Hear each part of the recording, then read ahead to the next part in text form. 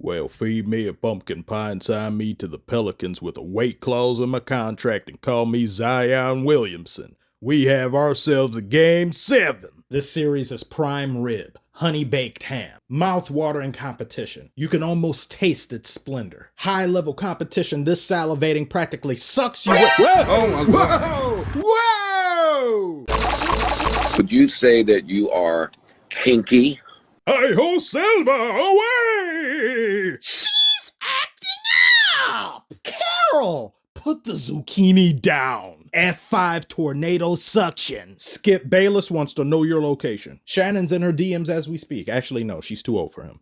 That was whoever the cameraman was needs to be investigated. I gotta somehow move past that. I gotta somehow talk about basketball. Now after that, I just that was me slapping myself. Okay, I'm locked in. No, I'm not. No shame! No shame at all! She was about to go further beyond before they changed the camera angle. She was at category 3. There was a category 5. Hoover Max Pro Dyson vacuum 4 grip. Okay. All right.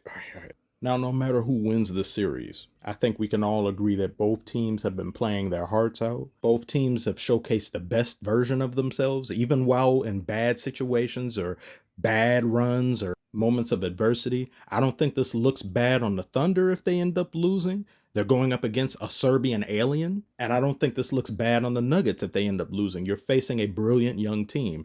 And you guys fired your coach a mere week before the playoffs. David Adelman, while only having a small sample size of being this team's coach, has done a pretty damn phenomenal job being thrusted into a position like this. This is very risky because it can make or break his future as a coach in this league. Yet him being able to maintain the players' attention and sway their hearts and minds in high leverage moments, and coaching elite champions such as these Nuggets, I believe he's earned the right to continue coaching this Nuggets team next season. Damn! That was gnarly. That was gross. Shai had a really good game and a very efficient game at that, despite the loss. But I have been noticing the free throws and the thing there's, from at least what I've seen this series, I'd say the officiating has favored the Thunder more so than the Nuggets, especially when you have something like this. This is probably the worst foul call I've ever seen in fouldom. That wasn't just no contact, that was negative contact. And then you have this red bar connection flop attempt by Chet Holmgren that fuels my silent rage. SeaWorld activity is to never be tolerated. There were a few other times SGA did it throughout the game. I downright loathe the act. Luckily, the Nuggets were still able to pull through. This is their 9th playoff win when facing elimination since 2020. The Nuggets have been down in a series so many times. I think this just makes them stronger. And it doesn't seem to negatively affect them all that much. Due in part, I believe, to their brand of basketball being highly team-oriented. That was Caruso contesting right there. Caruso was, damn! See, they blocked that ball into Serbia. Let's see that again. Jalen Williams. Look at that. Ugh. That ball need a passport now. But what was I saying? Yeah, Caruso. Caruso was such a pest this game. He was a bald mosquito. What an amazing irritant he is. Look at him. He looks so frustrating to be guarded by. And he just seems to always be around at the worst times. Look at him. He's right where he needs to be. Ugh, what a supreme pest. You love to have a guy like that on your team, and you hate to play against him. Pacers have one, and I think, TJ McConnell. I think every team needs somebody like that.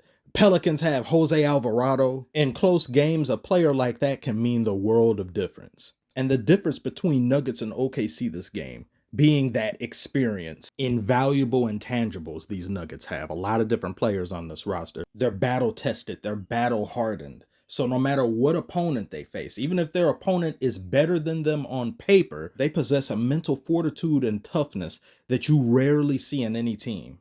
Championship winning teams are like that.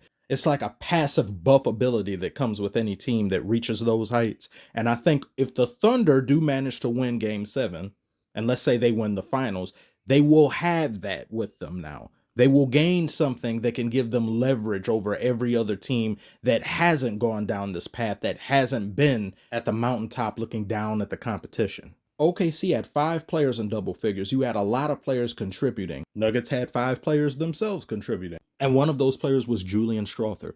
Julian Strawther. He was very integral to this Nuggets win. He gave you a 6th man of the year performance. And it was sorely needed because you had Aaron Gordon, who did not have a good game at all. And his point production wasn't where it needs to be to keep the Nuggets level. And if you have a guy like that, a part of your core, who isn't playing up to snuff, you will lose this game with how tough and competitive it is. Everybody has to be decent or better at all times. And in some moments, we need you to be better than decent. We need you to be more. And Strawther answered those calls. He stepped up to the plate. Christian Braun stepped up to the plate. He saw the MPJ. MPJ only had about 10 points. If both he and Aaron Gordon aren't playing too good or they aren't giving you enough production, somebody has to make up for it. Christian Braun did exactly that. 23 points and he had 11 rebounds. Jamal Murray also came through in a big way. You could see early on in the game, Nuggets set the tone and they played with a ferocious purpose. One of those reasons being playing on their home court in Mount Mordor and the defense they exhibited against SGA. Somebody in him who it's very difficult to get him off kilter, to speed him up. But I think the Nuggets were able to successfully do that from time to time, either being a few possessions here and there. He felt as though he was kind of rushing the pace a little bit than he normally would, because he kind of seldom ever does that. And in a series this close and this tough, any little bit matters, even if it's a slight deviation. Which reminds me, who am I looking at right here? SGA, he looks off. He looks different. It's like he looks baked, zooted even. Shai Gilgeous-alexander. It's probably just me though. I can't wait for Game 7. Hopefully it lives up to billing. It should, given how the rest of the series has looked, but we've had a few Game 7s we've seen that have been very anticlimactic in nature. Warriors-Rockets Game 7 was a little bit meh to me, and especially that Clippers-Nuggets Game 7. They haven't even announced who's the MVP yet. That man Adam Silver goes save it until after the game probably. He may say it before, but if it's after, I think that'd be better. Entertainment's sake, I think it'd be better. Who do you have winning it? That's 2 separate competitions simultaneously. Who gets the MVP as well as who wins the series? The cinema is peaking as I speak. Share your thoughts on this great game and great series below. And again, who do you have winning the finals this year? I kind of feel as though whoever wins this series may end up going to the finals, but I don't know, Timberwolves may have something to say about that. But comment below, let me know. Like and subscribe if you are new. As always, thank you so very much for watching, and I will see you on the next one. God, they need to put you in a fish tank.